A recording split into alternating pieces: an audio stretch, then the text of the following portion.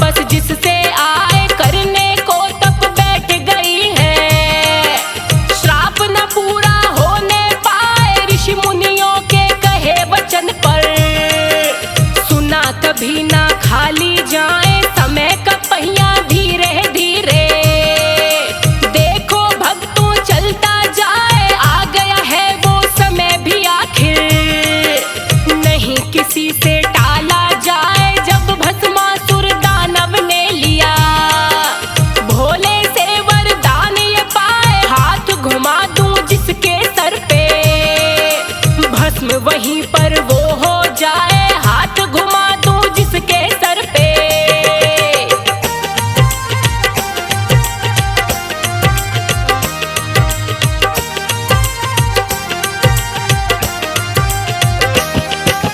बिना सोचे समझे ही भोले कहने लगे हैं, हाथ उठाए दे दिया है भस्मासुर को वर। होगा वैसा जैसी चाहा, किंतु वर पाकर वो पापी भस्म उन्हें ही करने आए। भूल का जो एहसास हुआ तो भागे भोले जान बचाए, तीन लोक में घूम रहे हैं। इस पापी से कौन बचाए, विष्णु जी की शरण में आखिर भोलेनाथ स्वयं है आए। कहने लगे भस्मासुर दानव भस्म मुझे ही करना चाहे, हे विष्णु जी मुझे बचाओ। शरण आपकी हम है आए, हे विष्णु जी मुझे बचाओ।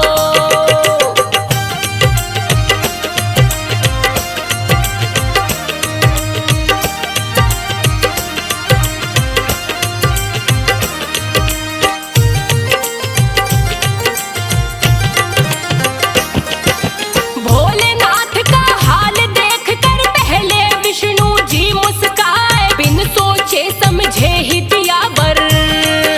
तभी तो भोले आप कहाए, करता हूँ मैं युक्ति कोई, अंतर ध्यान तब तक हो जाए। श्री हरि विष्णु ने अपना रूप मोहिनी लिया बनाए, बन के मोहिनी भस्मासुर के रास्ते में खुद ही है आए। रूप मोहिनी जो देखा तो उसका मन भी गया ललचाए, कहने लगी मोहिनी उससे, बोलो भस्मासुर कहाँ जाए, करो विवाह तुम मेरे संग में। अपने मन को क्यों भरमाए, करो विवाह तुम मेरे संग में।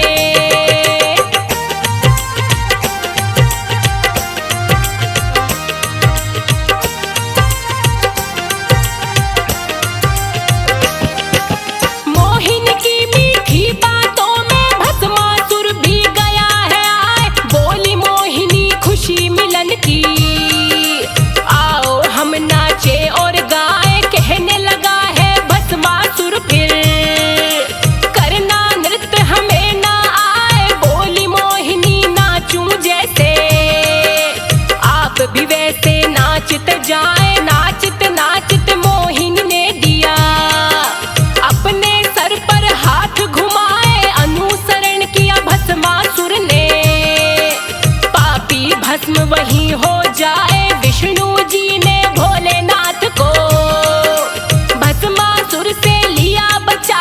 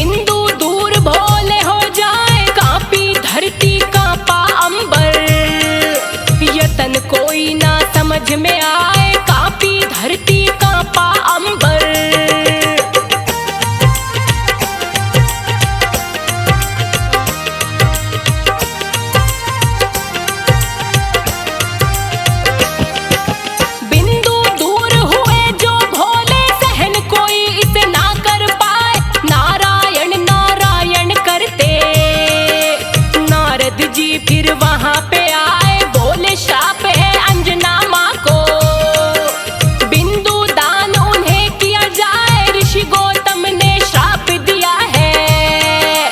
पूरा तब वो होने पाए, एक बांस की पुंगी में लिया, भोले का बिंदु रखवाए, बीच गुफा बैठी है अंजना। नारद जी ने दिया बताए, भोले योगी वेश बनाकर गुफा द्वार पर गए हैं आए, भोलेनाथ ने गुफा द्वार पे आकर दिया है अलख जगाए, भोलेनाथ ने गुफा द्वार पे।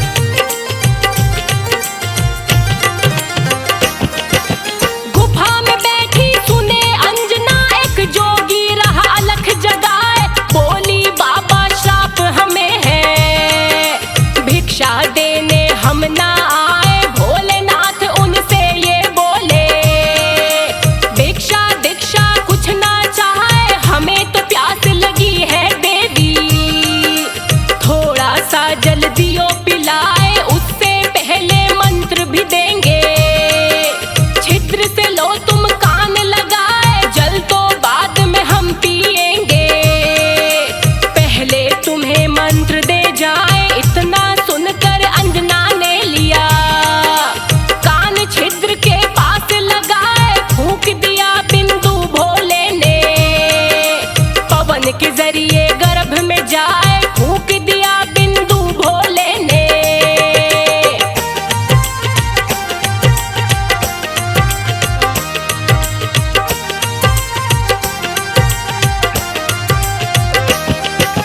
कहने लगी अंजना, हे जोगी ये क्या तुमने कर दिया है, कहने लगे हम ना है जोगी, भोले ने दिया सच बतलाए, समझो ना इसे श्राप अंजना, ये बालक बड़ा वीर कहा है, राम भक्त के नाम से ये तो तीनों लोक में जाना जाए, हनुमान के नाम से जाने, और रुद्रा अवतार कहा है, पवन के जरिए अंजना माँ के गर्भ में जो हनुमान है आए, इसीलिए तो पवन पुत्र के नाम से भी इन्हें जाना जाए। ऋषि गौतम ने श्राप दिया था, श्राप नहीं वरदान कहा है, ऋषि गौतम ने श्राप दिया था।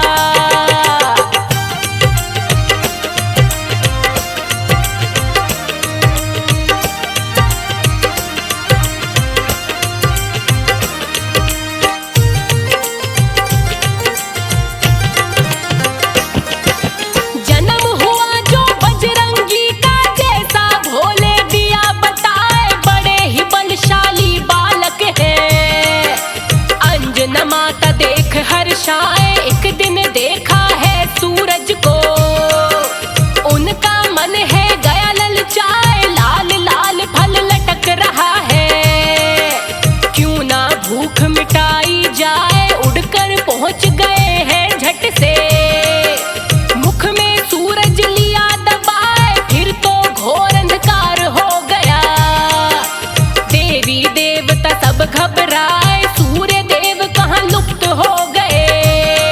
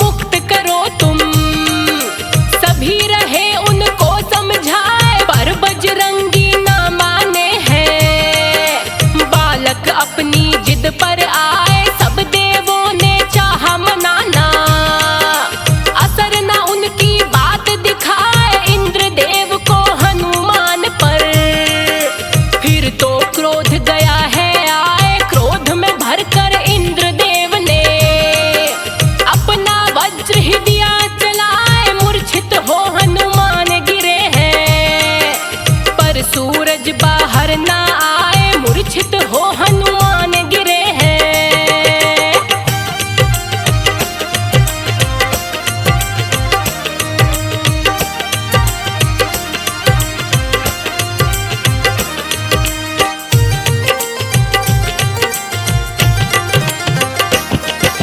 इतना देखकर पवन देव भी झट से वहां गए हैं आए, क्रोधित हो गए इंद्रदेव पर। आपने वज्र क्यों दिया चलाए, छोटा सा बालक नादान है। वार वज्र का सह ना पाए, वेग रोक लिया पवन देव ने। रहे हैं अपना क्रोध दिखाए, वेग रुका जो पवन देव का। सब प्राणी व्याकुल हो जाए, जीवन संभव ना हो पाए। वेग पवन का जो रुक जाए, ब्रह्मा जी ने फिर आकर के दोनों को ही दिया समझाए, हनुमान को भी दे दिया वर। वज्र दे उनकी दी बनाए, हनुमान को भी दे दिया वर।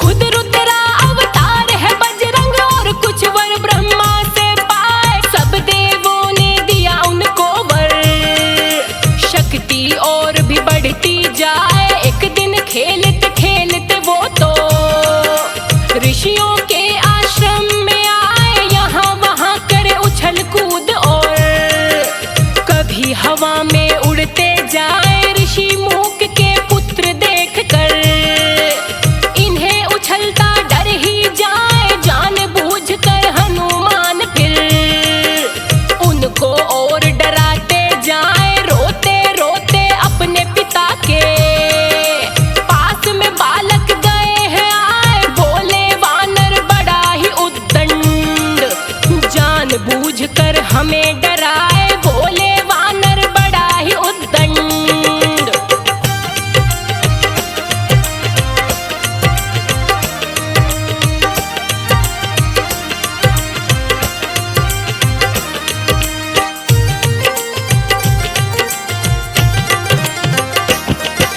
ऋषि मूक ने श्राप दिया है, अपना बल फिर दिया भुलाए। किंतु उन्होंने इतना भी कहा, जब तुमको कोई याद दिलाए, कितना बल तुझ में है हनुमत, वो सब याद तुम्हें आ जाए। किष्किंधा पर्वत पर फिर तो हनुमान जी लौट ही आए। वानर राज जहाँ सुग्रीव है, सेना में उन्हें लिया मिलाए। दशरथ के घर राम जन्म लिया, खुद विष्णु अवतार कहाए। बाल रूप हम भी देखेंगे, भोलेनाथ का जी ललचाए। भोलेनाथ बने हैं मदारी, और वानर लिया उन्हें बनाए। भोलेनाथ बने हैं मदारी।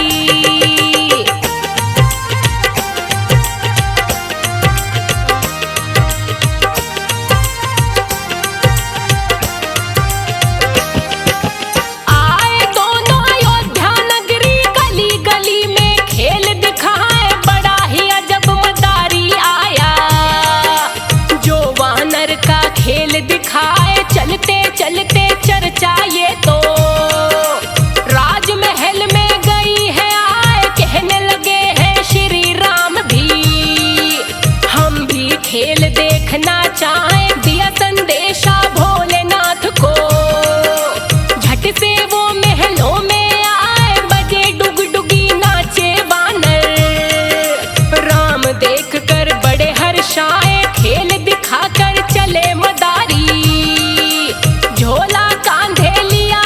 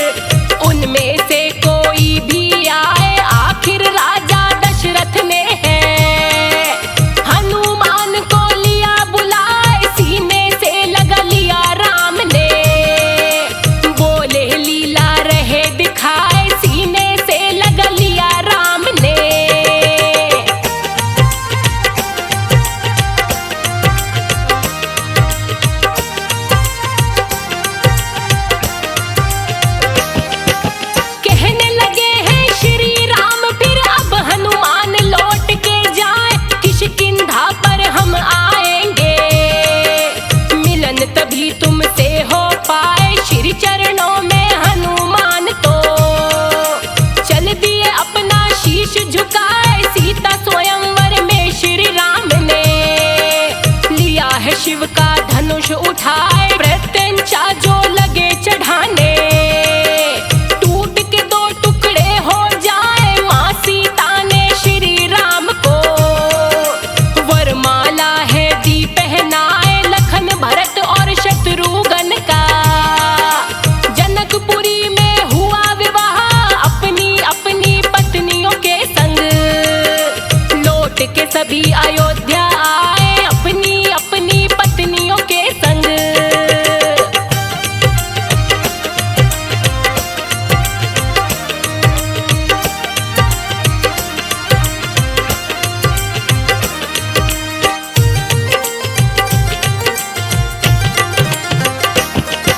अयोध्या नगरी आज तो सारी खुशियों से ही झूमे जाए। राजा दशरथ श्री राम को राजपाठ अब सौंप न चाहे। कैकई की दासी है मंथरा उनके कान भरे हैं जाए। राज तिलक जो हुआ राम को कद्र भरत की घट ही जाए। 3 वचन मांगे थे आपने दो अभी पूरे ना हो पाए। राम को तुम वनवास दिला दो और भरत राजा बन जाए। मती घूम गई कैकई की भी जो उसकी बातों में आए। दशरथ को वचनों में घेर लिया 14 वर्ष वनवास दिलाए। दशरथ को वचनों में घेर लिया।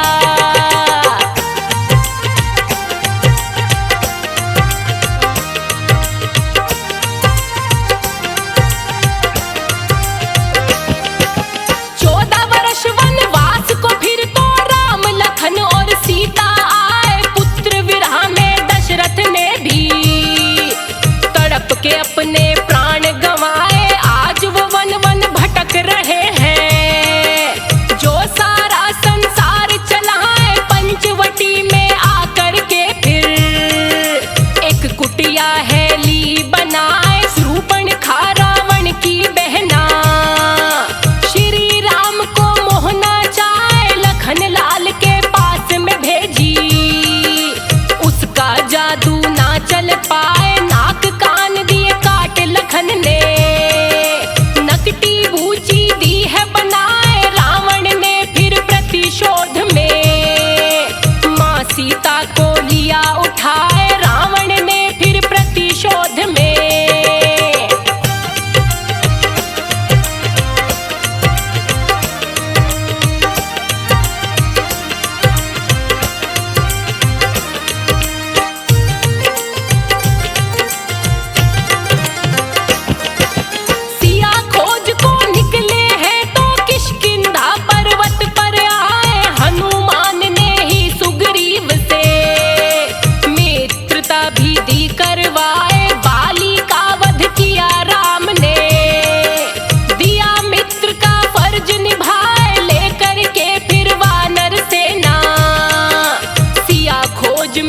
लग जाए। किंतु राह में आया सागर जिसको लांघ कोई ना पाए। जामवंत ने हनुमान को दिया है बल का याद कराए। हो गई विकसित काया उनकी भूला हुआ बल याद जो आए। लेकर के श्री राम निशानी हनुमान लंका में जाए। लेकर के श्री राम निशानी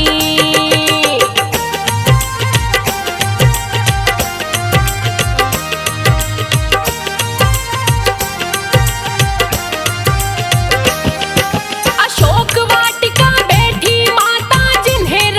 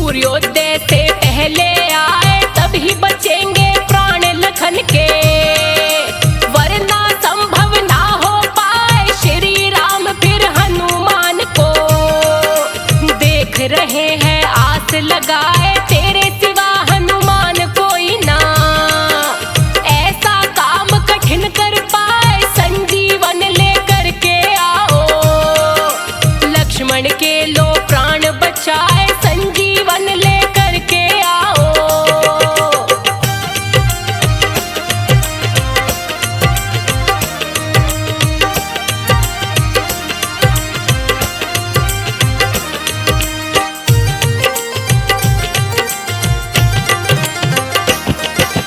चले संजीवन लेने हनुमत, श्री राम को शीश झुकाए। एक साधु मिला उन्हें राह में, राम राम जो रटता जाए। राम भक्त को देख के हनुमत अपने मन में है हर्षाए। बोला साधु चले कहाँ तुम, बूटी दूंगा यही मंगाए। स्नान करो जाकर तब तक तुम, बूटी जब तक आना जाए। गए सरोवर में बजरंगी, मकड़ी ने दिया भेद बताए। काल नेम ये तो दानव है, जो साधु का वेश बनाए। पटक के मारा बजरंगी ने, दिया उसे परलोक पठाए। पटक के मारा बजरंगी ने।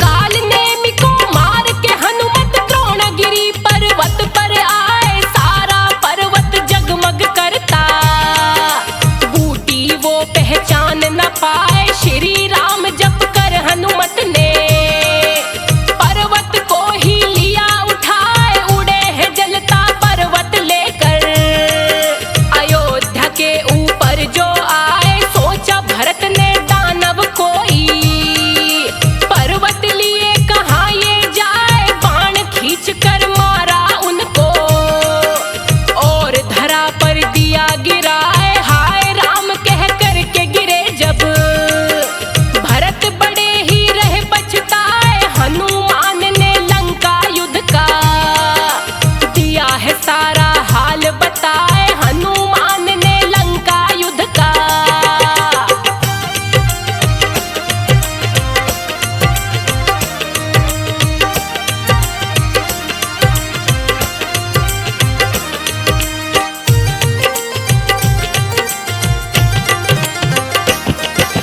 बोले भरत मेरे बाण पे बैठो, अभी मैं लंका दूं पहुंचाए। हाथ जोड़ कर बोले बजरंग, आप कष्ट ना कोई उठाए। श्री राम की कृपा मुझ पर, दूंगा बूटी मैं पहुंचाए। मार उडारी बजरंगी फिर, लंका नगरी में है आए। जहाँ पे मूर्छित पड़े लक्ष्मण, श्री राम आंसू छलकाए। बूटी लाकर दे दी उनको, जो लक्ष्मण को दी है पिलाए।